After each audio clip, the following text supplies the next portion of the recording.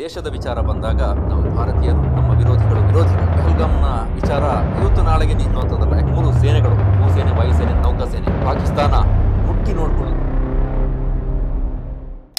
Coorg bus ಕುಟುಂಬದ ಎಲ್ಲಾ ಬಂಧುಗಳಿಗೆ ನಮಸ್ಕಾರ. ನಾನು ಕಿಶೋರ್ ರೈ ಕತ್ತಲೆಕಾಡು. ಒಂದು 5 ನಿಮಿಷ ನಿಮ್ ಜೊತೆಲ್ಲ ಮಾತಾಡ್ಕೊಂಡು ಹೋಗೋಣ ಅಂತ ಬಂದೆ. ಯಾವ ವಿಚಾರದ ಬಗ್ಗೆ ಮಾತಾಡ್ಬೇಕು ಅಂತ ಯೋಚನೆ ಮಾಡಿದಾಗ ಯಾವ ವಿಚಾರ ಚರ್ಚೆ ಆಗ್ತಿದೆ ಹೇಳಿ? ಈಗ ಕರ್ನಾಟಕ ಮಾತ್ರವಲ್ಲ, ಭಾರತ ಮಾತ್ರವಲ್ಲ, ಇಡೀ ಜಗತ್ತಿನಾದ್ಯಂತ ಚರ್ಚೆ ಆಗ್ತಿರುವಂತಹ ವಿಷಯ ಅದೊಂದೇ, ಪಹಲ್ಗಾಮ್ ಹತ್ಯಾಕಾಂಡ. ಉಗ್ರರ ಅಟ್ಟಹಾಸಕ್ಕೆ ಏನಾಯ್ತು ಅನ್ನೋದು ಎಲ್ರಿಗೂ ಗೊತ್ತೇ ಇದೆ. ಭಾರತದ ಮುಕುಟ, ಜಮ್ಮು ಕಾಶ್ಮೀರದ ಸುಂದರ ಪ್ರದೇಶ ಪಹಲ್ಗಾಮ್. ಅಲ್ಲಿನ ಪ್ರಕೃತಿ ಸೌಂದರ್ಯವನ್ನ ಸವಿಯೋದಕ್ಕೆ ಹೋಗಿದ್ದಂತಹ ಅನೇಕ ಮಂದಿಯಲ್ಲಿ 26 ಜನ, ನಮ್ಮ ಕನ್ನಡಿಗರು ಸೇರಿ 26 ಜನ. ಕನ್ನಡಿಗರು, ಆಂಧ್ರದವರು, ತಮಿಳುನಾಡಿಗರು ಅಂತ ವಿಂಗಡಣೆ ಮಾಡೋದು ಬೇಡ. ಭಾರತೀಯರು 26 ಜನ ತಮ್ಮ ಪ್ರಾಣವನ್ನ ತೆತ್ತಿದ್ದಾರೆ. ತಮ್ಮದಲ್ಲದ ತಪ್ಪಿಗೆ. ಏನೂ ತಪ್ಪು ಮಾಡಿರಲಿಲ್ಲ. ಅವ್ರು ಮಾಡಿದ್ದು ತಪ್ಪು ಒಂದೇ, ಜಮ್ಮು ಕಾಶ್ಮೀರಕ್ಕೆ ಹೋಗಿದ್ದು, ಹಿಂದೂ ಆಗಿದ್ದಿದ್ದು. ಅದೆರಡು ತಪ್ಪು ಬಿಟ್ರೆ ಬೇರೆ ಏನು ತಪ್ಪು ಅವ್ರು ಮಾಡಿದ್ದಿಲ್ಲ. ಆ 2 ತಪ್ಪನ್ನ ಇಟ್ಕೊಂಡು ಉಗ್ರರು ನೇರ ಗುಂಡಿಟ್ಟು ಸ್ಥಳದಲ್ಲೇ ತಮ್ಮವರ ಎದುರೇ, ಹೆಂಡತಿ ಮಕ್ಕಳ ಎದುರಲ್ಲೇ ಹತ್ಯೆ ಮಾಡಿಬಿಟ್ರು. ಆ ಘಟನೆ ಆದ ನಂತರದಲ್ಲಿ ಆದಂತಹ ಬೆಳವಣಿಗೆಗಳು ಒಂದಲ್ಲ ಎರಡಲ್ಲ, ಕ್ಷಣಕ್ಕೂ ಬೇರೆ ಬೇರೆ ರೀತಿಯಾದಂತಹ ಬೆಳವಣಿಗೆ ಆಗ್ತಾ ಇದೆ. ಈ ಘಟನೆಗೆ ಪ್ರತೀಕಾರವನ್ನ ತೀರಿಸಬೇಕು, ತಕ್ಕದಾದಂತಹ ಪ್ರತ್ಯುತ್ತರವನ್ನ ಉಗ್ರರನ್ನ ಪೋಷಿಸ್ತಿರುವವರಿಗೆ ಕೊಡ್ಬೇಕು ಅನ್ನುವಂತಹ ಆಗ್ರಹ ಇಡೀ ನೈಜ ಭಾರತೀಯನಾದವನಲ್ಲಿ ಇದ್ದೇ ಇದೆ. ಆ ಆಗ್ರಹ ನಿರಂತರವಾಗಿ ಕೇಳಿ ಬರ್ತಾನೆ ಇದೆ. ಸರ್ಕಾರ ಕೂಡ ಆ ರೀತಿಯಾದಂತಹ ಕ್ರಮವನ್ನ ಕೈಗೊಳ್ತೇವೆ ಅಂತ ಭರವಸೆಯನ್ನ ಕೊಟ್ಟಿದೆ. ಜನ ಕೂಡ ನಿರೀಕ್ಷೆಯನ್ನ ಇಟ್ಟಿದ್ದಾರೆ. ಯಾಕೆಂತಂದ್ರೆ ಈ ಹಿಂದೆ ಆದಂತಹ ಘಟನಾವಳಿಗಳ ಸಂದರ್ಭದಲ್ಲೂ ಕೂಡ ಭಾರತ ತಕ್ಕನಾದಂತಹ ಪ್ರತ್ಯುತ್ತರವನ್ನ ಕೊಟ್ಟಿದೆ. ಆದ್ರೆ ಈಗ ಆಗಿರುವಂತಹ ಘಟನೆ ಇದೆಯಲ್ಲ, ಇದು ಹಿಂದಿನ ಘಟನೆಗಳಿಗಿಂತ ಭಿನ್ನವಾಗಿರುವಂಥದ್ದು. ಈ ಘಟನೆಗೆ ಹಿಂದೆ ಆದಂತಹ ಕೊಟ್ಟಂತಹ ಪ್ರತ್ಯುತ್ತರಕ್ಕಿಂತ ಭಿನ್ನವಾದಂತಹ ಪ್ರತ್ಯುತ್ತರವನ್ನ ಕೊಡಬೇಕು ಅನ್ನೋಂತಹ ಆಗ್ರಹ ಎಲ್ಲಾ ಕಡೆಗಳಲ್ಲಿ ಕೇಳಿ ಬರ್ತಾ ಇದೆ. ಜನರಲ್ಲಿ ಆ ರೀತಿಯಾದಂತಹ ಆಕ್ರೋಶ ಮಡುಗಟ್ಟಿದೆ. ಯಾಕಂತಂದ್ರೆ 26 ಮಂದಿ ಆ ಪ್ರಾಣವನ್ನ ಕಳ್ಕೊಂಡ್ರಲ್ಲ, ಮಕ್ಕಳ ಎದುರು, ಸಣ್ಣ ಮಕ್ಕಳ ಎದುರು, ಮದುವೆಯಾಗಿ ಕೆಲವೇ ದಿನಗಳ ಆದಂತಹ ದಂಪತಿ ಪತ್ನಿ ಎದುರಲ್ಲಿ ಪತಿಯನ್ನ ಗುಂಡಿಕ್ಕಿ ಹಣೆಯಲ್ಲಿ, ಎದೆಯಲ್ಲಿ ರಕ್ತ ಚಿಮ್ಮುವಂತೆ ಮಾಡಿದ್ರಲ್ಲ, ಆ ಘಟನೆ ಪ್ರತಿಯೊಬ್ಬ ಭಾರತೀಯನಿಗೂ ಕೂಡ ಹೃದಯಕ್ಕೆ ತಾಕಿದೆ. ಆಕ್ರೋಶ ಕೇವಲ ಮಾತಿನಿಂದ ವ್ಯಕ್ತವಾಗಿರುವಂತದ್ದಲ್ಲ. ಆ ಕ್ಷಣಕ್ಕೆ ಕುದಿತಿದಂತಹ ರಕ್ತ ಇದೆಯಲ್ಲ, ಈ ಕ್ಷಣಕ್ಕೂ ಜನರನ್ನ ಹಿಡಿದಿಟ್ಕೊಳಕ್ಕೆ ಆಗ್ತಾ ಇಲ್ಲ. ಅವರ ಆಕ್ರೋಶವನ್ನ, ಸಿಟ್ಟನ್ನ, ಉಗ್ರರ ಕಟುಕರು ಏನಿದ್ದಾರೆ ಅವರ ವಿರುದ್ಧದ ಮನಸ್ಸಿನಲ್ಲಿ ಇರುವಂತಹ ಭಾವನೆಗಳನ್ನ ಜನರಿಗೆ ಹಿಡಿದಿಟ್ಕೊಳ್ಳಿಕ್ಕೆ ಸಾಧ್ಯ ಆಗ್ತಾ ಇಲ್ಲ. ಇದು ಒಂದು ಭಾಗ ವೀಕ್ಷಕರೇ. ಇದಾದ ನಂತರದಲ್ಲಿ ಮುಖ್ಯವಾಗಿ ನಾವು ಗಮನಿಸಬೇಕಾದಂಥದ್ದು ರಾಜಕೀಯವಾಗಿ ಆಗ್ತಿರುವಂತಹ ಬೆಳವಣಿಗೆಗಳನ್ನ. ನಾ ಇಷ್ಟೊತ್ತು ಹೇಳದಲ್ಲ, ಅದು ಜನಸಾಮಾನ್ಯರದ್ದು. ಬೇರೆ ಬೇರೆ ರೀತಿಯಾದಂತಹ ಅಭಿಪ್ರಾಯಗಳು ಜನಸಾಮಾನ್ಯ ವಲಯದಲ್ಲಿ ವ್ಯಕ್ತವಾಗುತ್ತೆ. ಈ ಸಂದರ್ಭದಲ್ಲಿ ಹೆಚ್ಚಿನ ಜವಾಬ್ದಾರಿ ತೋರಿಸಬೇಕಾದಂತವ್ರು ಯಾರು ಅಂತ ಹೇಳಿದ್ರೆ ರಾಜಕಾರಣಿಗಳು. ಯಾಕೆಂತಂದ್ರೆ ಅವರೊಂದು ಪಕ್ಷವನ್ನ ಪ್ರತಿನಿಧಿಸ್ತಾರೆ, ಜೊತೆಗೆ ಒಂದು ಜನ ಸಮೂಹವನ್ನ ಪ್ರತಿನಿಧಿಸ್ತಾರೆ. ಒಂದು ಆಡಳಿತ ಪಕ್ಷ ಇರ್ಬೋದು, ವಿರೋಧ ಪಕ್ಷ ಇರ್ಬೋದು, ಜನರ ಧ್ವನಿಯಾಗಿ ಕೆಲಸ ಮಾಡ್ಬೇಕು. ಆದ್ರೆ ಈಗ ಆಗ್ತಿರುವಂತಹ ಬೆಳವಣಿಗೆ ಇದೆಯಲ್ಲ, ಒಂದು ರೀತಿಯಲ್ಲಿ ಹೇಸಿಗೆ ಹುಟ್ಟಿಸುತ್ತೆ.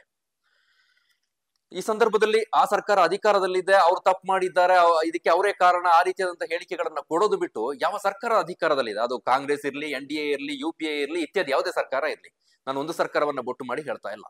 ಸರ್ಕಾರ ಇದ್ದಂತಹ ಸಂದರ್ಭದಲ್ಲಿ ಆ ಸರ್ಕಾರಕ್ಕೆ, ಈಗ ಸದ್ಯಕ್ಕೆ NDA ಸರ್ಕಾರ ಇದೆ, ನರೇಂದ್ರ ಮೋದಿ ಪ್ರಧಾನಿ ಆಗಿದ್ದಾರೆ, ನಾವೆಲ್ಲ ಒಪ್ಪಿಕೊಳ್ಳೇಬೇಕು. ಸರ್ಕಾರ ಅವ್ರದ್ದಿದೆ, ಪ್ರಧಾನಿ ಅವರು ಆಗಿದ್ದಾರೆ. ಹಾಗಂದ ಮಾತ್ರಕ್ಕೆ ಪ್ರಧಾನಿ ಅವರು ಆಗಿದ್ದಾರೆ ಅನ್ನುವ ಕಾರಣಕ್ಕೆ ಅವರನ್ನ ಟೀಕಿಸೋದು, ಅಥವಾ ಬಿಜೆಪಿ ನೇತೃತ್ವದ NDA ಮೈತ್ರಿಕೂಟ ಇದೆ ಅನ್ನುವಂತ ಕಾರಣಕ್ಕಾಗಿ ನಾವು ಅವ್ರನ್ನ ಟೀಕೆ ಮಾಡಲೇಬೇಕು ಅನ್ನೋ ಭರದಲ್ಲಿ ಮಾತನಾಡೋದು ಈ ಘಟನೆಗೆ ಸಂಬಂಧಿಸಿದಂತೆ. ನೀವು ಬೇರೆ ರಾಜಕೀಯ ವಿಚಾರವಾಗಿ ಏನ್ ಬೇಕಾದ್ರೂ ಮಾತಾಡ್ಕೊಳ್ಳಿ. ಇತ್ತೀಚೆಗಾದಂತಹ ವಕ್ಫ್ ತಿದ್ದುಪಡಿ ಕಾಯ್ದೆ ಇರ್ಬೋದು, ಅಥವಾ ಇನ್ನಿತರ ಯಾವುದೇ ಕಾಯ್ದೆ ಇರ್ಬೋದು, ಅದಕ್ಕಾಗಿ ನೀವು ರಾಜಕೀಯವಾಗಿ ಟೀಕಿಸ್ಕೊಳ್ಳಿ. ಆದ್ರೆ ದೇಶದ ಸಾರ್ವಭೌಮತೆ, ರಕ್ಷಣೆ, ಭದ್ರತೆಯ ವಿಚಾರಕ್ಕೆ ಬಂದಾಗ, ಮತ್ತೊಮ್ಮೆ ಹೇಳ್ತಾ ಇದ್ದೇನೆ, ದೇಶದ ಸಾರ್ವಭೌಮತೆ, ರಕ್ಷಣೆ, ಭದ್ರತೆ ಈ ವಿಚಾರಕ್ಕೆ ಬಂದಾಗ ನಾವು ಒಂದಾಗ್ಬೇಕು. ಯಾಕಂದ್ರೆ ಭಾರತ ನಿನ್ನೆಯಿಂದಲೇ ರಿಯಾಕ್ಷನ್ ಶುರು ಮಾಡಿದೆ. ಆಕ್ಷನ್ಗೆ ತಕ್ಕದಂತಹ ರಿಯಾಕ್ಷನ್ ಕೊಡ್ತಾ ಇದೆ.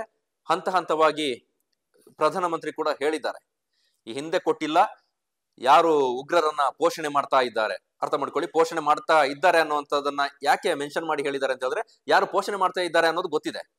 ಅವರು ಮುಟ್ಟಿ ನೋಡಿಕೊಳ್ಳುವಂತಹ ಉತ್ತರವನ್ನ ಕೊಡ್ತೇವೆ, ನ್ಯಾಯದ ಕಟಕಟೆಗೆ ತರ್ತೇವೆ ಅಂತ ಜನ ಕೂಡ ನಿರೀಕ್ಷೆ ಮಾಡ್ತಾ ಇದ್ದಾರೆ. ತಕ್ಕನಾದಂತಹ 26 ಜೀವ ಹೋಗಿದಲ್ಲ, ಅದಕ್ಕೆ ತಕ್ಕನಾದಂತಹ ನ್ಯಾಯ ಯಾವ ರೀತಿಯಲ್ಲಿ ಸಿಗ್ಬೇಕೋ ಆ ರೀತಿಯಾಗಿ ಕೇಂದ್ರ ಸರ್ಕಾರ, ಅದನ್ನು ಮುಖ್ಯವಾಗಿ ನಮ್ಮ 3 ಸೇನೆಗಳು, ಭೂಸೇನೆ, ವಾಯುಸೇನೆ, ನೌಕಾಸೇನೆ ಕೊಟ್ಟೆ ಕೊಡುತ್ತೆ ಅನ್ನುವಂತಹ ನಿರೀಕ್ಷೆಯನ್ನ ಜನ ಇಟ್ಟಿದ್ದಾರೆ. ಈ ಸಂದರ್ಭದಲ್ಲಿ ಸೇನೆಗೆ ಬೆಂಬಲವಾಗಿ ಅವರ ಸ್ಥೈರ್ಯವನ್ನ ಹೆಚ್ಚಿಸುವಂತಹ ಕೆಲಸವನ್ನ ನಾವು ಮಾಡ್ಬೇಕಾಗುತ್ತೆ.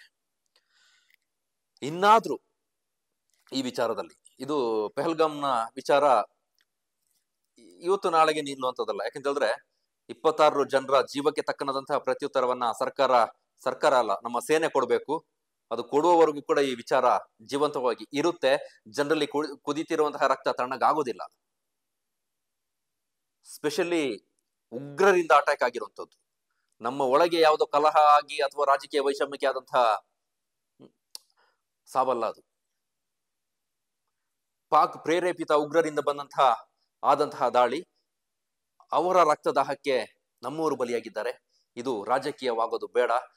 ರಾಜಕೀಯ ಆಗೋದಕ್ಕೆ ನಿಮ್ಮ ಪಕ್ಷದ ನಾಯಕರುಗಳು ಅವಕಾಶ ಮಾಡಿ ಕೊಡೋದು ಬೇಡ. ಯಾರಾದ್ರೂ ತಪ್ಪು ಮಾಡಿದ್ರೆ ಇವತ್ತೇ ಕಿವಿ ಹಿಂಡಿ ಹೇಳಿ, ಈ ರೀತಿ ಮಾಡಬೇಡಪ್ಪ, ಈ ರೀತಿ ಮಾಡಬೇಡ, ನಮಗೆ ಡ್ಯಾಮೇಜ್ ಆಗುತ್ತೆ, ಒಂಚೂರು ಮೆಚುರಿಟಿಯನ್ನ ತೋರಿಸು, ನಾವು ತೋರಿಸೋಣ, ಘಟನೆ ಆಗಿದೆ, ಘಟನೆ ಆದ ನಂತರ ಮುಂದೆ ಈ ರೀತಿ ಆಗ್ಬೇಕು, ಅದಕ್ಕೆ ಬೇಕಾದಂತಹ ಸಲಹೆ ಸೂಚನೆಗಳನ್ನ ನಾವು ಕೊಡೋಣ ಅನ್ನುವಂತಹ ಮನಸ್ಥಿತಿಯನ್ನ ಎಲ್ಲಾ ಪಕ್ಷಗಳು, ಬಿಜೆಪಿಯವರು ನಮ್ಮ ನಾಯಕ ಮೋದಿ ಇದ್ದಾರೆ, ನಮ್ಮ ಸರ್ಕಾರ ಬಿಜೆಪಿ ಇದೆ, ನಾವು ಮಾಡ್ತೇವೆ, ಅದು ಮಾಡ್ತಾ ಇದ್ದೇವೆ, ನೀವು ವ್ಯಕ್ತಿ ಪೂಜೆ ಮಾಡೋದನ್ನ ಬಿಟ್ಟು ಸರ್ಕಾರಕ್ಕೆ ಸಲಹೆಗಳನ್ನ ಕೊಡಿ.